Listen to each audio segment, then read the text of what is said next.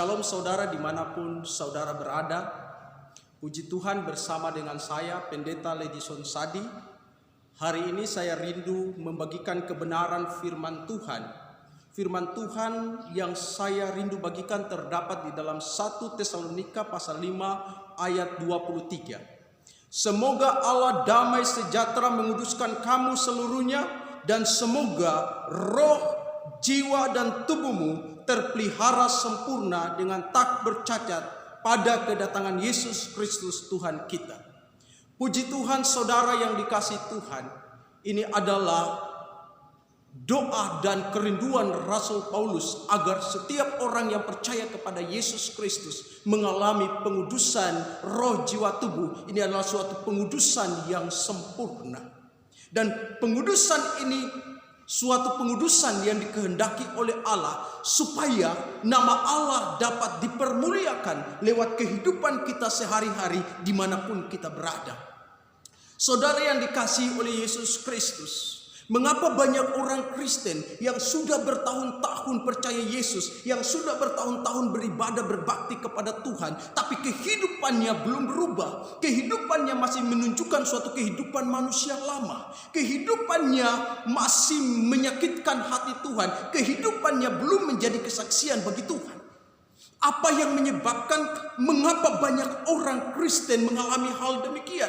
Padahal Alkitab berkata bahwa semua orang yang ada di dalam Kristus, mereka adalah ciptaan baru, yang lama sudah berlalu. Tetapi faktanya saat ini yang kita lihat bahwa banyak orang Kristen belum mengalami manusia baru. Artinya bahwa kehidupan mereka belum mengalami pengudusan seluruhnya dalam kehidupannya. Saudara yang dikasihi oleh Yesus Kristus, penyebab banyak orang tidak mengalami perubahan atau belum mengalami perubahan karena kepercayaan mereka, iman mereka adalah iman formalitas. Kepercayaan yang hanya sekadar formalitas saja tidak akan mengubah seseorang menjadi ciptaan baru, tidak akan mengubah seseorang menjadi anak-anak Allah. Manusia yang diciptakan oleh Allah terdiri dari roh, jiwa, dan tubuh.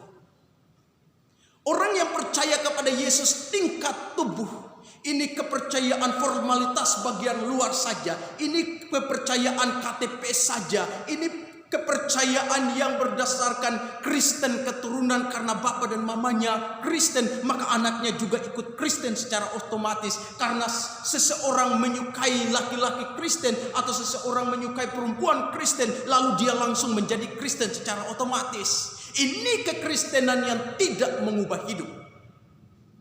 Saudara yang dikasihi oleh Yesus Kristus, orang yang percaya Yesus tingkat tubuh tidak akan mengalami bagian dalam kerajaan surga. Karena hidup mereka adalah hidup dalam kedagingan. Hidup mereka adalah hidup menurut keinginan daging dan memuaskan keinginan daging semata-mata. Di dalam firman Tuhan Galatia pasal 5 ayat 19 sampai dengan 20, Rasul Paulus sudah menjelaskan itu, bahwa keinginan daging telah nyata, yaitu segala perbuatan-perbuatan mesum, cabul, zina, dan berbagai-bagai sihir, perseteruan, perpecahan, dan lain sebagainya. Orang-orang yang melakukan itu tidak akan mendapat bagian dalam kerajaan Allah. Rasul Paulus mengatakan ini kepada orang Kristen dan bukan kepada orang yang tidak percaya. Dia mengatakan itu kepada orang yang percaya, bahwa orang-orang Kristen, orang-orang percaya yang hidup dalam kedagingan seperti itu tidak mendapat bagian dalam kerajaan Allah. Ingat firman Tuhan mengatakan tanpa kekudusan seorang pun tidak akan berkenan kepada Allah. Untuk berkenan kepada Allah, seseorang harus mengalami suatu perubahan hidup. Surga bukan murahan. Surga itu adalah tempat yang kudus, dan orang-orang yang ada di sana, orang-orang yang mau masuk di sana adalah orang-orang yang memiliki karakter ilahi yang suci, karakter ilahi yang kudus. Maka itulah sebabnya Rasul Paulus menginginkan suatu perubahan dalam kehidupan orang percaya. Bapak Ibu yang dikasihi oleh Yesus Kristus, perubahan sebagai orang Kristen diharapkan oleh Tuhan terjadi dalam kehidupan. Banyak orang tidak berubah karena percaya mereka adalah percaya tingkat tubuh. Orang-orang seperti ini masuk keluar gereja tidak akan bisa mengalami perubahan. Ini yang disebut oleh lagu-lagu dunia, jatuh bangun aku mengejarmu. Terus jatuh bangun, ya dalam mengikuti Tuhan, dalam kehidupannya tidak terus mencapai apa yang diharapkan oleh Tuhan. Ini yang masih dikatakan juga, aku masih seperti yang dulu. Menjadi Kristen tetapi masih seperti yang dulu, manusia lama. Nama Tuhan terus dihujat, nama Tuhan terus dicemooh melalui kehidupannya. Kedua, orang percaya atau orang Kristen tidak mengalami perubahan karena mereka percaya Yesus tingkat jiwa. Jiwa terdiri dari akal atau pikiran, perasaan atau emosi, kehendak atau kemauan. Saudara yang dikasihi oleh Yesus Kristus, banyak orang juga tidak berubah karena mereka percaya Yesus tingkat jiwa taraf akal. Orang-orang seperti ini adalah orang-orang yang sudah menduduki sekolah teologi, yang punya latar belakang sekolah Alkitab, yang sudah selesai dari sekolah Alkitab, sudah belajar kebenaran firman Allah. Mereka ini adalah ahli-ahli Taurat. Mereka dapat menyampaikan kebenaran firman Allah dengan luar biasa. Mereka dapat berkhotbah mengajar dengan luar biasa. Mereka dapat memimpin kelompok-kelompok PA dengan luar biasa. Tetapi mereka sendiri menolak kebenaran-kebenaran yang mereka sampaikan. Mereka sendiri menolak firman Allah yang mereka ajarkan. Mereka tidak mau melakukannya, dan mereka mau supaya orang lain melakukannya, tetapi mereka sendiri tidak mau melakukannya. Hidup mereka dalam kemunafikan. Orang-orang seperti ini memiliki pengetahuan teologi yang tinggi tentang Allah, tetapi hidup mereka masih rusak. Saudara yang dikasihi oleh Yesus Kristus, percaya Yesus tingkat jiwa taraf perasaan. Nah, ini juga kebanyakan orang Kristen mengalami hal yang seperti ini. Ketika mereka masuk di gereja mendengar khotbah pendeta, firman Tuhan yang disampaikannya menyentuh perasaannya, sehingga pada waktu perasaannya disentuh dengan kebenaran firman Allah, dia mulai menangis, mengeluarkan air mata. Tapi sesungguhnya entah itu air mata penyesalan atau air mata buaya, saya tidak tahu. Tapi inilah faktanya, banyak orang yang percaya Yesus tingkat jiwa taraf perasaan, selalu sensitif dengan perasaannya. Ya, ingat saudara yang dikasihi Tuhan, perasaan seseorang dapat berubah, perasaan manusia dapat berubah. Seseorang datang ke gereja, ia beribadah kepada Tuhan, dan perasaannya dijamah, wah luar biasa, dia berkata Tuhan luar biasa, mendatangkan hadirat Allah, wah luar biasa, menggunakan perasaan, memakai perasaannya untuk menjangkau Allah. Saudara-saudara yang dikasihi Tuhan, inilah suatu kehidupan yang menipu. Perasaan dapat berubah. Ketika Anda di dalam gereja, Anda mungkin hidup dalam kekudusan. Anda mungkin hidup seperti malaikat. Anda luar biasa memuji Tuhan. Tetapi ketika Anda keluar dari gereja, kehidupan Anda sudah berubah. Karena perasaan Anda sudah berubah. Jadi karakter Anda sudah berubah. Sifat Anda sudah berubah. Anda hanya beribadah kepada Tuhan berdasarkan berusaha menjangkau Tuhan dengan perasaan Anda yang hanya bisa membuat seseorang menangis. Bukan seperti itu. Banyak orang yang hidup seperti itu. Masuk gereja malaikat, keluar malah kudis. Mari saudara, kepercayaan seperti itu tidak dikehendaki oleh Allah. Ada juga yang percaya Yesus tingkat jiwa taraf kehendak. Ketika seseorang mendengarkan firman Allah, dia mulai mengambil tindakan. Dia mendengar hamba Tuhan menyampaikan firman Allah, mungkin itu di gereja atau KKR dan lain sebagainya. Dia berkata, mulai hari ini saya akan bertindak untuk meninggalkan segala sesuatu yang jahat dari diri saya. Saya akan meninggalkan kebiasaan mabuk, saya akan meninggalkan kebiasaan saya bersinah, meninggalkan kebiasaan-kebiasaan yang menipu, meninggalkan kebiasaan-kebiasaan yang kasar, yang munafik. Dia berusaha meninggalkan, tetapi dia melakukannya dengan kekuatannya sendiri tanpa campur tangan Allah, sehingga usahanya berhasil, tapi berhasil hanya 1-2 minggu, berhasil hanya 1-2 hari.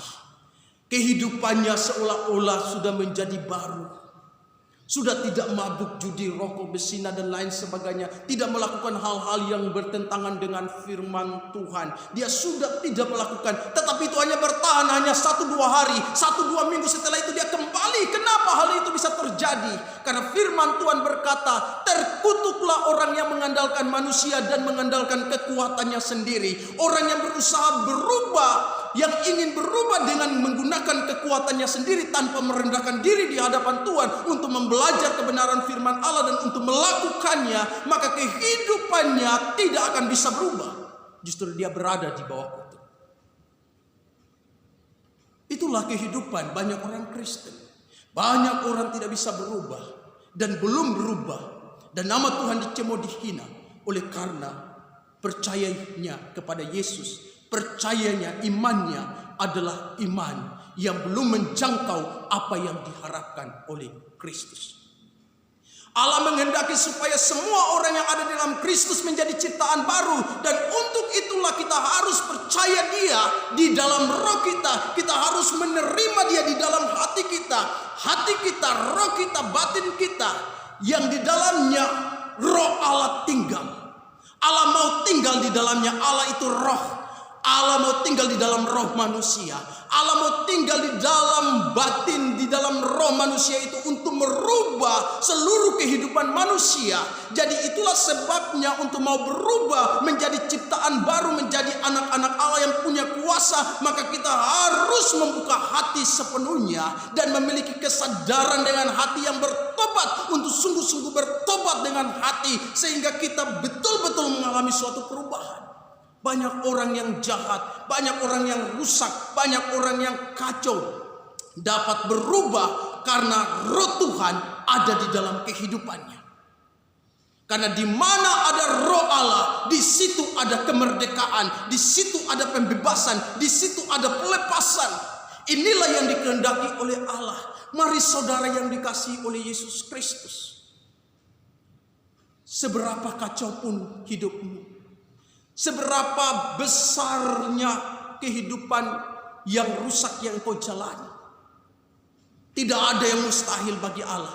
Jika engkau datang kepada Allah, jika engkau membuka hatimu dan engkau mau betul-betul bertobat di dalam dirimu, mau bertobat dari dasar hatimu, bukan karena orang lain, bukan karena siapa-siapa, oleh karena Tuhan, maka Tuhan akan merubah hidupmu. Tuhan akan menjadikan engkau menjadi ciptaan baru. Dan kita akan mengalami pengudusan seperti yang diharapkan oleh Tuhan, yaitu roh, jiwa, dan tubuh mengalami pengudusan. Saudara yang dikasihi oleh Yesus Kristus, ketika saya berhadapan dengan Allah, ketika saya memohon anugerah Allah untuk berubah dan terus setiap hari memperhadapkan diri dengan firman Tuhan, membaca firman Tuhan setiap hari dan menjadikan firman Allah sebagai makanan yang utama setiap hari, merenungkannya dan melakukannya, menerapkannya, dan sungguh-sungguh minta kehadiran Allah di dalam hati saya, maka yang terjadi adalah suatu perubahan. Segala kekuatan-kekuatan jahat dalam diri saya, segala kekuatan-kekuatan iblis dalam diri saya, dalam bentuk sihir, mantra, kuasa-kuasa kegelapan hilang sampai hari ini. Saya tidak lagi mengingat semua ucapan-ucapan mantra, kutuk, dan segala macam perjanjian-perjanjian mantra yang telah saya ucapkan, dan itu hilang sama sekali. Saya diubahkan dan akhirnya hidup saya menjadi baru. Tetapi itu bukan suatu akhir, tapi itu adalah suatu awal di mana harus saya terus bertumbuh. Saya harus terus maju. Saya harus terus mau berubah setiap hari. Kehidupan kekristenan harus mau terus mengalami perubahan demi perubahan dengan kekuatan Allah setiap hari, sehingga kita dapat memuliakan Allah di dalam kehidupan kita. Saudara yang dikasihi Tuhan, mari bukalah hatimu pada Tuhan. Undanglah Dia. Masuklah di dalam kamarmu, selidikilah dirimu, dan selidikilah keberadaan hatimu. Undang Dia, panggil Dia masuk di dalam hatimu dengan penuh kesadaran dan penuh pertobatan. Maka engkau akan merasakan hadirat Allah turun bukan perasaanmu yang kau rasakan, bukan pikiran perasaanmu saja yang kau alami, tetapi rohmu ada suatu kekuatan yang masuk, yang memenuhi rohmu, batinmu, jiwamu, tubuhmu, seluruh urat-uratmu akan merasakan hadirat Allah yang mengubah. Dan disitulah Anda menjadi ciptaan baru.